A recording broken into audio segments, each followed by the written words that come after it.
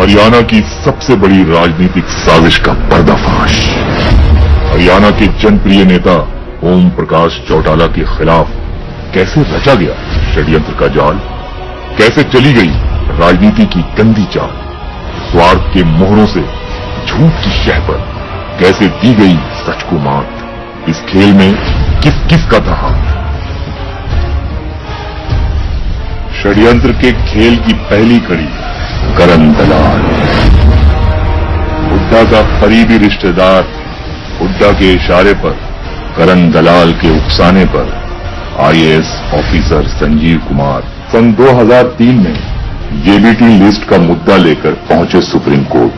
Supreme court ने CBI को इस मुद्दे की प्रारंभिक जांच करने को कहा।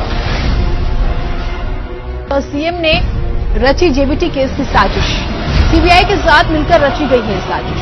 सीबीआई देश की सर्वोच्च जांच एजेंसी है। संजीव कुमार को उकसाने की बात हुड्डा के रिश्तेदार करण दलाल ने अखबार में स्वीकार की थी। इसे संयोग कहें या षड्यंत्र। Sanjeev Kumar, the whistleblower, may have been part of a larger game. The CBI says Kumar lied to the apex court, presenting a genuine list of candidates as fake.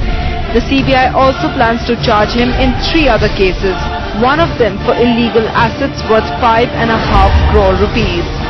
कई महीने बाद जब केंद्र में बनी कांग्रेस की सरकार, ठीक उसके 2 दिन बाद सीबीआई ने दायर की एफआईआर।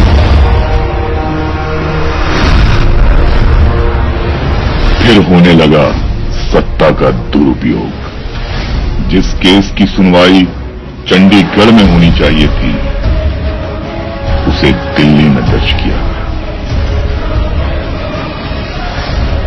तफ्तीश चलती रही।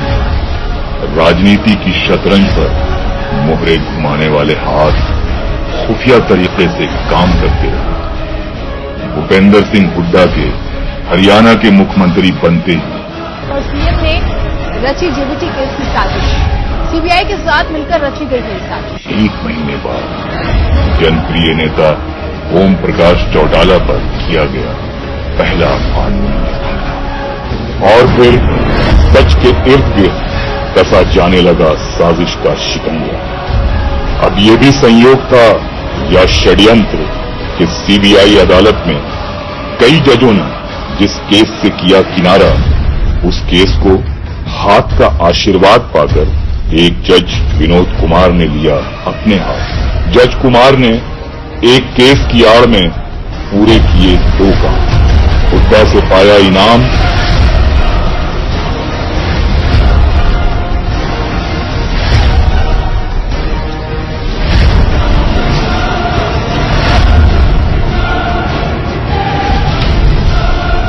हुड्डा भी सीबीआई निर्देशक से मिलते रहे, पर सीएम ने रची जेबीटी केस की साजिश, सीबीआई के साथ मिलकर रची गई है साजिश। और ओम प्रकाश चौटाला से लिया इंतकाम।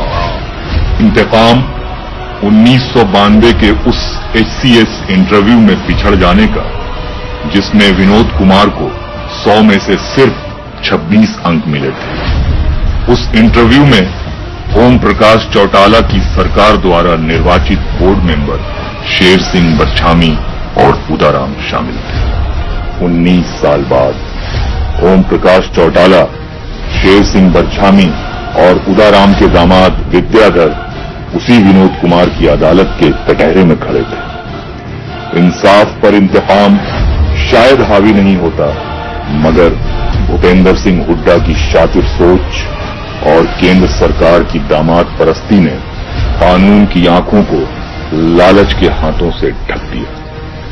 फैसला शायद पहले से तय था, इसीलिए 56 मुजरिम और 100 गवाहों वाले केस की लंबी और गंभीर कार्रवाई महज 17 महीनों में जैसे तैसे निपटाकर बेगुनाहों को 10-10 साल जेल की सजा सुना दी गई। भारतीय इतिहास का ये पहला एक तरफा सियासी फैसला था।